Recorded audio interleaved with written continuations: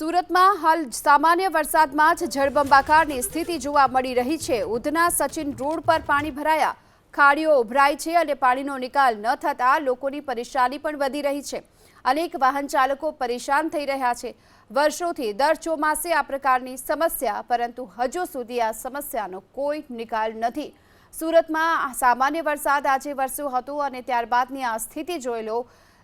Udhna Sachin road પર જળબંબાકારની આ સ્થિતિ છે અને અહીં ઘૂંટણ સુધીના પાણી ભરાઈ ચૂક્યા છે। વાહન વ્યવહાર પ્રભાવિત થયો છે। એક તરફ ખાડી ઉભરાઈ રહી છે, બીજી તરફ કોઈ પણ પ્રકારનો પાણીનો નિકાલ નથી થઈ રહ્યો અને તેના કારણે જ આ પરિણામ ભોગવવાનો વારો આવ્યો છે લોકોએ, જે હાલ ભારે પરેશાનીનો સામનો કરી રહ્યા છે। સામાન્ય વરસાદમાં જ સુરત હાલ જળબંબાકાર જોવા મળી રહ્યું છે। સતત જે વરસાદ વરસ્યો હતો અને આ વરસાદ બાદની આ સ્થિતિ જોઈ લો કે અનેક વાહન ચાલકો પરેશાન છે, કારણ કે રોડ ઉપર ઘૂંટણ સુધીના પાણી ભરાઈ ચૂક્યા છે અને તેની વચ્ચે વાહન વ્યવહાર પણ હાલ પ્રભાવિત થયો છે। સુરત જળબંબાકાર થયું છે। વધુ વિગતો મેળવીએ સંવાદદાતા ધનરાજ બાકલે પાસેથી। ધનરાજ, હાલ સુરતના ઉધના સચિન જીઆઈડીસી વિસ્તાર કે જ્યાં જળબંબાકારની આ સ્થિતિ છે, કેટલી પરેશાની થઈ રહી છે લોકોને અને શું કારણ? જી બિલકુલ, ઉધના સચિન રોડ ઉપર રોજની આ રામાયણ છે કે પાણી ઉતરવાનું નામ નથી લેતું। ગટર મારફત જે રીતે સહેલાઈથી પાણીનો નિકાલ થવો જોઈએ નહીં થવાના કારણે દરરોજ લોકો છે એ હાલાકીનો સામનો કરી રહ્યા છે। જે પ્રમાણે સતત વરસાદ વરસી રહ્યો છે ત્યારે વરસાદી પાણીનો નિકાલ સહેલાઈથી થવો જોઈએ, પરંતુ ઉધનાથી સચિન જવાનો જે માર્ગ હોય છે ત્યાં આ પ્રમાણે પાણી ભરાયાની તસવીરો છે વારંવાર જોવા મળતી હોય છે। તસવીરોમાં આપ જોઈ શકો છો, વાહન ચાલકો છે મહા મુશ્કેલીથી બહાર નીકળતા જોવા મળતા હોય છે। જોકે આ પ્રકારના જે રીતે વરસાદ પાણીનો ભરાવો થયો છે ત્યારે વાહન ચાલકોના વાહનો પણ બંધ પડી જતા હોય છે અને મુશ્કેલીનો સામનો કરવો પડતો હોય છે। સુરત મહાનગરપાલિકા છે જેમણે અત્યારે હાલ જે વાત કરી છે કે ખાડી ડ્રેજિંગ કરાવી છે, ગટર સાફ સફાઈ કરાઈ છે, પરંતુ જે પ્રમાણેની તસવીરો અત્યારે જોવા મળી રહી છે, થોડો વરસાદ જ વરસે છે અને તેમાં સુરત શહેર પાણી થઈ જતું હોય છે અને એમાંય ખાસ કરીને ઉધનાથી સચિન અને સચિનથી ભેસ્તાન તરફ જવાનો જે માર્ગ હોય છે એ પાણીમાં ગરકાવ થઈ જતા હોય છે। તસવીરો તમે જોઈ શકો છો, રોડ રસ્તાએ અત્યારે હાલ નદી નાળાનું સ્વરૂપ ધારણ કર્યું છે ત્યારે ભારે હાલાકીનો સામનો કરવો પડી રહ્યો છે। જોકે સુરત મહાનગરપાલિકાના અધિકારીઓ એસી ચેમ્બરમાં બેસીને જે પ્રમાણે કામગીરી કરતા હોય છે તેમણે ઉધના સચિન રોડ ઉપર આવવાની જરૂર છે। તાત્કાલિક ધોરણે કામદારોને કામે લગાડવાની જરૂર છે અને ગટરના ઢાંકણા ખોલીને તાત્કાલિક ધોરણે પાણીનો નિકાલ થાય તેવી લોકોની માંગ છે। જી આભાર આપનો આ સમગ્ર માહિતી માટે। તો જે મોટા મોટા દાવા કરનાર મહાનગરપાલિકા છે તેના દાવા અહીં પોકળ સાબિત થઈ રહ્યા છે, નિષ્ફળ સાબિત થઈ રહ્યા છે, કારણ કે જળભરાવ અહીં જોવા મળી રહ્યા છે માર્ગ ઉપર। તેના કારણે લોકોને પારાવાર મુશ્કેલીનો સામનો કરવાનો વારો આવી રહ્યો છે। હાલ આપણી સાથે વધુ ચર્ચા માટે જોડાઈ ચૂક્યા છે એબીપી અસ્મિતાના એડિટર રોનક પટેલ। રોનક, જે પ્રકારની હાલ સ્થિતિ જોવા મળી રહી છે, પાલિકા પ્રશાસનની આ કામગીરી પર સવાલ ઊભી કરી રહ્યા છે આ દ્રશ્યો? ગીતા, સંપૂર્ણપણે નિષ્ફળ, સુપર ડુપર ફેલ, નફટાઈની પરાકાષ્ઠા, કાર્યક્ષમતા ઝીરો, મોટા મોટા દાવા કરવા, કોર્પોરેશનના કમિશનર પ્રેસ કોન્ફરન્સ કરે, મેયર વાર્તાઓ કરે, સ્ટેન્ડિંગના ચેરમેન વાર્તાઓ કરે। સુરત હર હંમેશ ડૂબતું રહ્યું છે। અગાઉ વાર્તા કરતા હતા 18 ઇંચ ને 20 ઇંચની, પણ 1.5 ઇંચ વરસાદ પણ નથી વરસ્યો। એવો કોઈ ધોધમાર વરસાદ નથી, છતાંય સુરતના આ રોડની હાલત તમે જુઓ।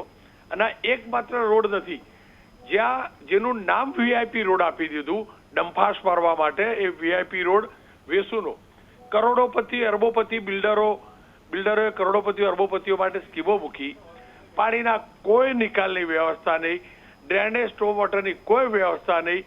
જ્યાં ખેતરો હતા ત્યાં મોટા મોટા બિલ્ડિંગ બની ગયા અને જે હાલત છે તમારી સામે, ખાડીઓ ઉભરાય, દર ચોમાસે master plan, blueprint, white પ્રિન્ટની ડંફાસ મારવાની।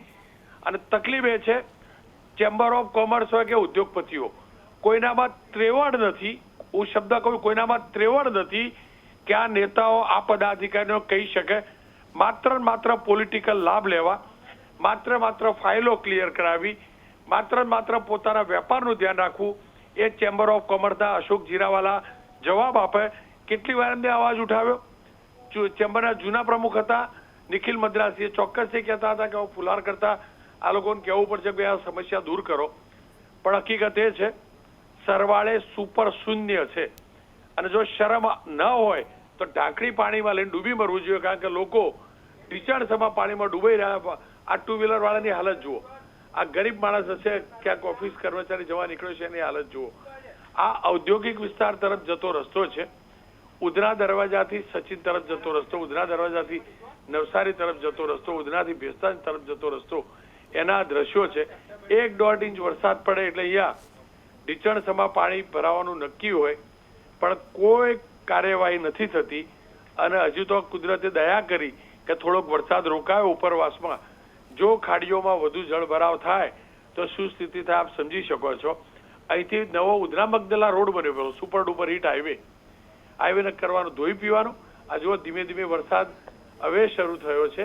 આ દ્રશ્યો પણ જોઈ શકો છો. વરસાદની સુરત શહેરમાં ફરી એકવાર શરૂઆત થઈ છે. કુદરત ન કરે અને જો અગાઉ વરસાદ પડ્યો તો એટલો વરસાદ વરસ્યો તો હાલત શું થશે. સમાચાર એ છે કે સુરતમાં ફરી એકવાર વરસાદની શરૂઆત થઈ છે. ધીમી ધારે અલગ અલગ વિસ્તારોમાં વરસાદ વરસી રહ્યો છે. પીપળોદ, ઉધના, અઠવાગેટ વિસ્તારની અંદર ફરી એકવાર વરસાદ છે. વિઝિબિલિટી શૂન્ય થવા લાગી છે. એ તરફ થોડોક પવનની તીવ્રતા પણ વધી છે, વરસાદની તીવ્રતા વધી રહી છે. પણ જો વરસાદ વધુ વરસ્યો તો સુરત ફરી એકવાર જળમગ્ન થવાનું નક્કી. અને એ જ દાવા ફરીથી આખો દિવસ દરમિયાન કોર્પોરેશન કમિશનરના સાંભળવાના નક્કી. સારું એ હતું કે સરકારે નિર્ણય લીધો. જુઓ આ ટુ વ્હીલર વાળા ગરીબ વ્યક્તિની હાલત જુઓ, તમે એની હાલત જુઓ, એની જદ્દોજહદ જુઓ. કોઈને તો શરમ આવક નહીં કોર્પોરેશનની. શું એ કરદાતા નથી? જ્યારે પેકેજ જાહેર કરાયું એટલે કહી દીધું કે આ વખતે તો કર માફી, પણ આ જ્યાં પાણી નથી ભરાય છે ત્યાં કર માફી. પણ આ જે વાહનો ડૂબે છે, વાહનો બગડે છે, એનું શું? કેટલા લોકોની રોજગારીની સમસ્યા થતી હશે. જળમગ્ન આ વિસ્તારો થાય છે. મહાવીર કોલેજનો રોડ હોય એ પણ જોઈ લો તમે. વેસુનો VIP રોડ જોઈ લો. નામ બદલી કાઢો ને ભાઈ, વેસુનો ડૂબતો રોડ નામ આપી દો ને. અનેક ઉદ્યોગપતિઓ છે ત્યાં, અનેક કરોડોપતિઓ અરબોપતિઓ રહે છે. RCCના રોડ બન્યા, ચકાચક તમને દુબઈ દેખાય એવી વાર્તા થાય. અને એમ કહેવાતું હતું કે ગુજરાતનું સંઘાઈ બનાવવામાં આવશે. અને આ તો હું બે દશકથી સતત સાંભળતો રહ્યો છું. આ છે ગુજરાતનું સંઘાઈ, આ છે ગુજરાતનું તરતું ડૂબતું વિકાસ મોડલ. અને એનું ઉત્કૃષ્ટ ઉદાહરણ સુરત છે. અનેક જનપ્રતિનિધિઓ છે, 2-3 રાજ્ય સરકારમાં મંત્રી છે, વિધાનસભાના ઉપાધ્યક્ષ છે પૂર્ણેશભાઈ. લીંબાયત ગરનાળું હોય, વરાછા ગરનાળું હોય, આ બધા એવા સ્પોટ છે જ્યાં હરમેશ પાણી ભરાતું હોય. અગાઉના વર્ષોની અંદર કાદરશાહની નાળ અને કતારગામના પંડોળ જેવા વિસ્તાર હતા, ત્યાં પાણી ભરાતું હતું. પણ છેલ્લા 1.5-2 દશકથી સતત આ નવા વિસ્તાર ડેવલપ થયા છે જ્યાં પાણી ભરાતું રહે છે, લોકો ડૂબતા રહે છે અને કોર્પોરેશન તમાશો જોતો રહે છે.